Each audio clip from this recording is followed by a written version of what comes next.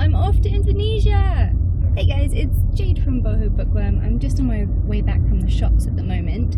I'm off to Indonesia in just a few short days. I'm so excited, and I wanted to bring you a little video today of what books I'm going to be bringing with me on the trip. Of course, I'm Boho Bookworm. I have to have books with me at all times.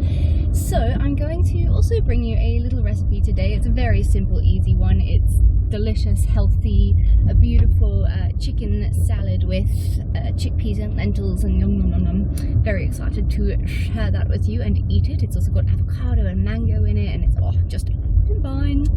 So I'm going to go and cook that up with you watching me and talk about the two books I will be bringing with me to Indonesia, and some of the books I'll be listening to on Audible during the trip on the plane, and you know, that kind of jazz. So I'll see you at home. So I did have a lot of the ingredients already here, so I've only got the few basic stuff. I got 2 bottles of wine to get us through for a little bit. I think I might have a glass of white wine right now while I cook.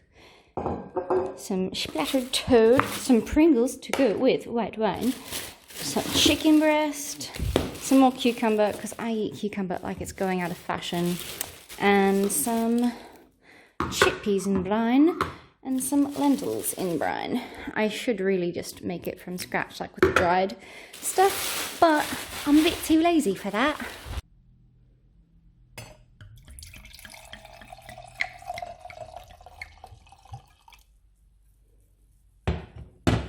So because we're going away, I am pretty much just trying to use up everything in the fridge so that I don't waste anything, because shit's expensive, yo.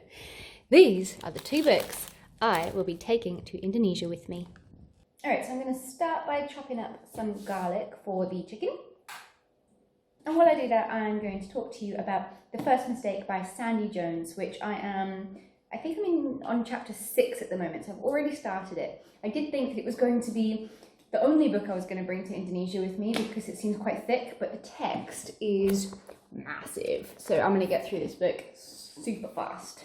So this book, I have not heard all that much about it so far, but I just started it, and so far it seems to be about a woman who lost her first husband. She's got 2 children and a new husband now. She's got some kind of anxiety about leaving her children alone. She doesn't want to go overseas. She's I think she does something in like decoration and interior design and stuff. She's got this chance to have a new contract with her first love, this guy called David, and when she has a meeting with him, he's like a bit handsy with her and she pushes him away, and she's not sure if she should tell her husband or not, but she decides not to. Then apparently as the book goes along, she starts to suspect that her husband, her new one, is having an affair. She's got this best friend called Beth who she turns to for advice. Her best friend is the most trustworthy person to her, but then on the back of the book it says she can trust Beth, can't she? So is it Beth the husband is having an affair with? And so far, like 5 chapters in, the husband seems ideal. He's supportive, he's caring, he's successful, really, really doting. No idea where it's going to go, but I must say, so far the writing hasn't been anything to write home about, to be fair. I'm hoping to give the benefit of the doubt because I loved the other book called The Other Woman. That one was amazing. This is a really bad angle. Suppose I should chop up some garlic before I ramble on and don't get anything done. I love the smell of garlic. It is so divine. That's a bit better. So I'm just like prepping all this shit now at the moment. The next book that I am going to be bringing to Indonesia is a book by Blake Crouch. Blake Crouch wrote a book that I absolutely freaking adored. I think it was last year I read it, Dark Matter. And I am not a sci-fi person, much to my boyfriend's disappointment. So Recursion by Blake Crouch is apparently about like, what if someone could rewrite your entire life? So basically, this one woman, she jumps to her death, so she commits suicide, but her last words are, "My son has been erased." This investigator called Barry thinks something's obviously a bit odd about that. So he starts to investigate things, and turns out that she's not the only one who seems to have just woken up from one day to the next and has a completely different life to the one that she fell asleep to. Apparently there's this new disease called false memory syndrome, which she could have been suffering from. While all this is happening, there's this neuroscientist called Helena, I think, and she is busy working on this new technology which allows human beings to store their most vivid and intense memories, like, you know, the first time you had sex, or your first kiss, or something really special to you when you got married, or whatever. And then you can actually relive it. So then Barry's research brings him to her, and it turns out that I think it maybe that she could help him in some way with his investigations into what the hell's going on with all these random people dying and waking up and having no idea where they are, or where their son is gone, or, you know, what happened to their life. So it sounds super interesting. Again, like, it's not my kind of a thing. It's science fiction, which really is not me, but I loved Dark Matter by Blake Crouch. Honestly, 5 out of 5 stars. So I have really, really high hopes for this book. So they are both pretty weighty books, to be fair, and I'm only bringing one little backpack with me, so hopefully my boyfriend won't get like too pissed off with me that I've packed more books instead of clothes. I mean, we're going to Indonesia. It's gonna we're gonna be in bikinis and board shorts the whole time we're there anyway, so I don't really need that many clothes. Priorities, right? I do also have a couple of audiobooks, which I'm hoping that I can finish, you know, when people turn off the lights on the plane and stuff, and I can't be bothered to turn my light on, so I'll shove in my earphones and listen to a few books. Slot that in here. Not the garlic, obviously.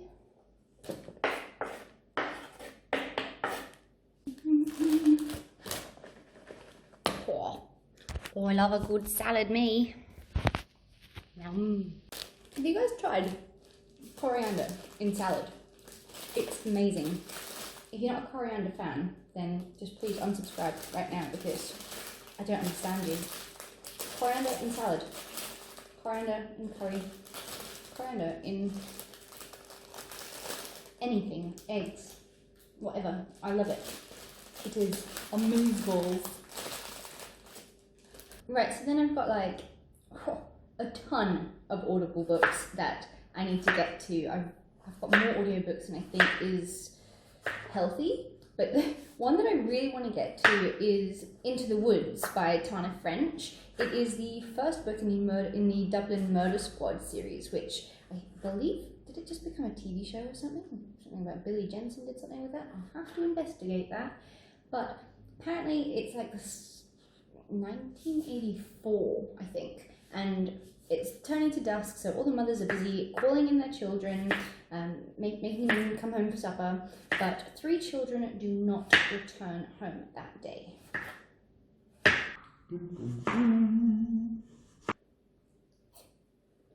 So then the police come, and on their search they only find one of the children.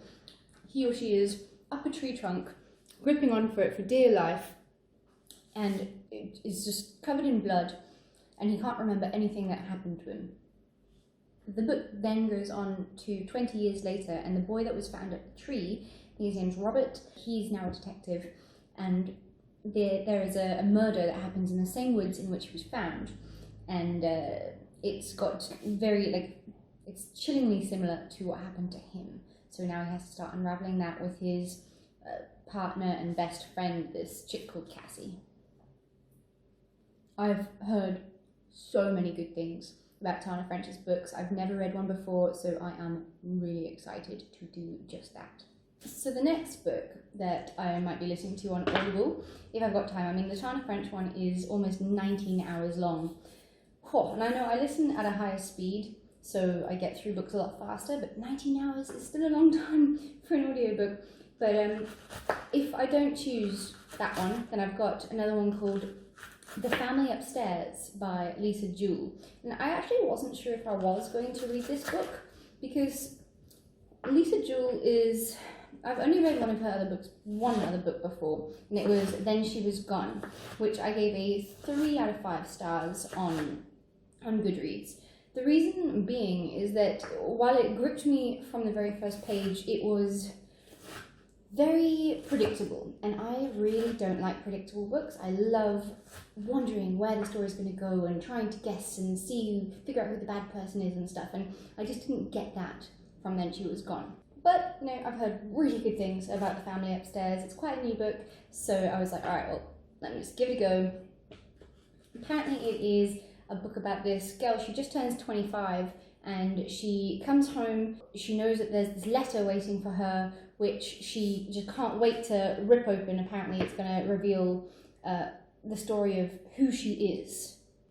When she opens the letter, she finds out who her birth parents are, but she also finds out she's inherited this really old abandoned mansion somewhere close to the Thames in London. So basically, now she's a very rich millionaire. Wouldn't that be lovely?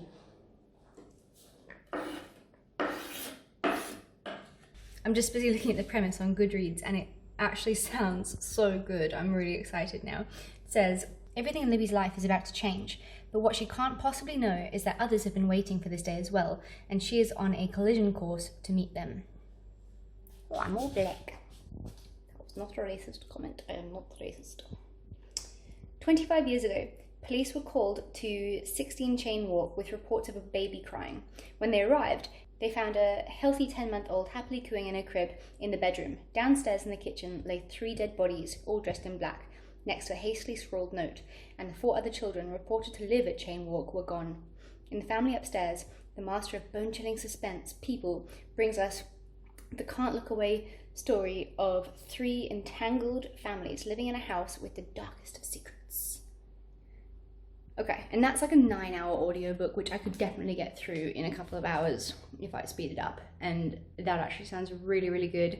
I really do hope that perhaps Lisa Jewell's book impresses me a bit more than Then She Was Gone, which unfortunately it did not. Right, now I'm going to chop up some chili to put in with my chicken and garlic. I love spicy food too much.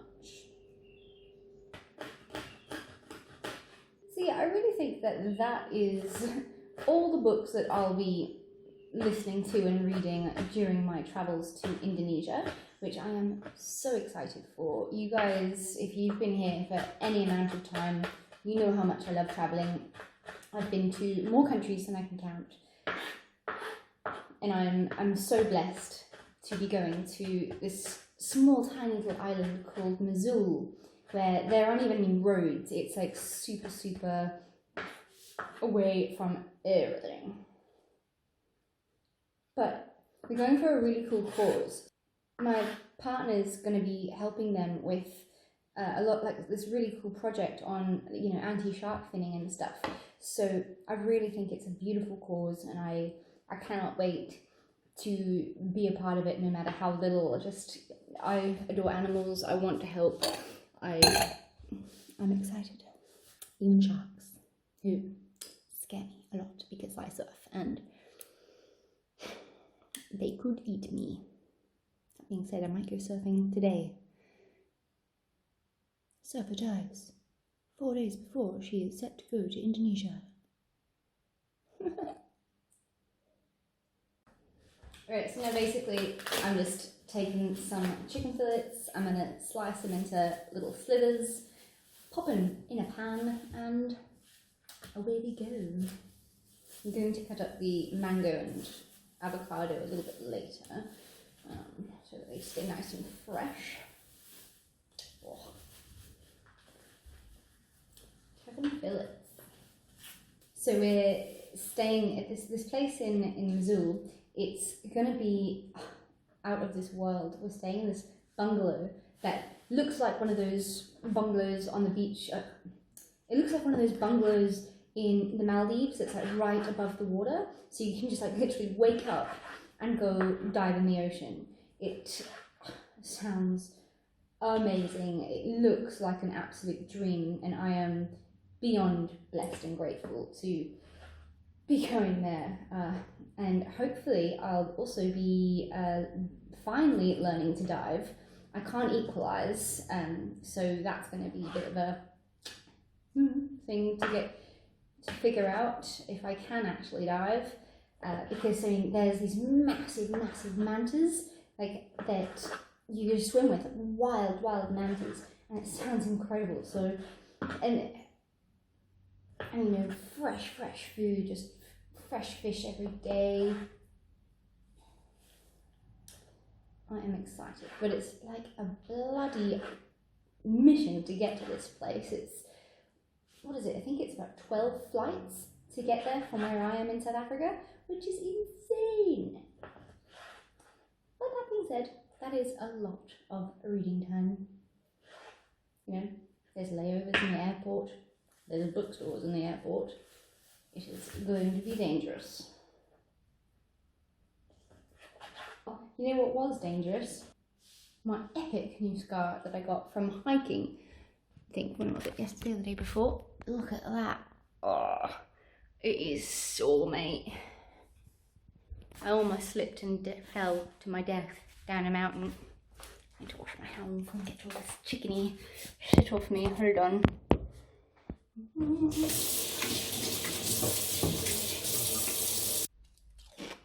Right. Oh shit. We're out of olive oil. I'm gonna have to use coconut oil. Don't forget to wash up. I'm gonna do that while that chicken starts. And there's my garlic and stuff. Oh, and I need some lime. I'm gonna put some lime in there. Maybe some white wine. I wonder what that would be like. Alrighty, chicken is on the go. Let's put some salt and pepper in there.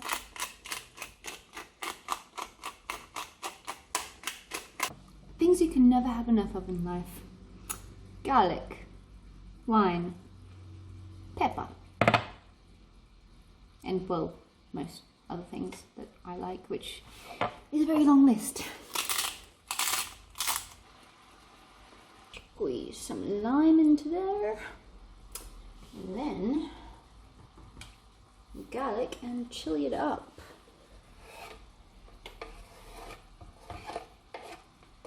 There is such a thing as too much chili. I know, it hurts.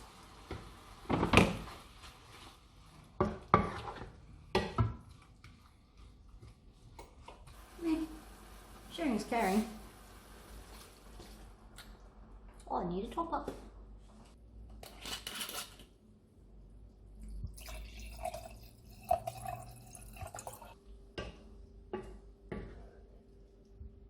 Oh, it smells so good. White wine while it cooks is amazing.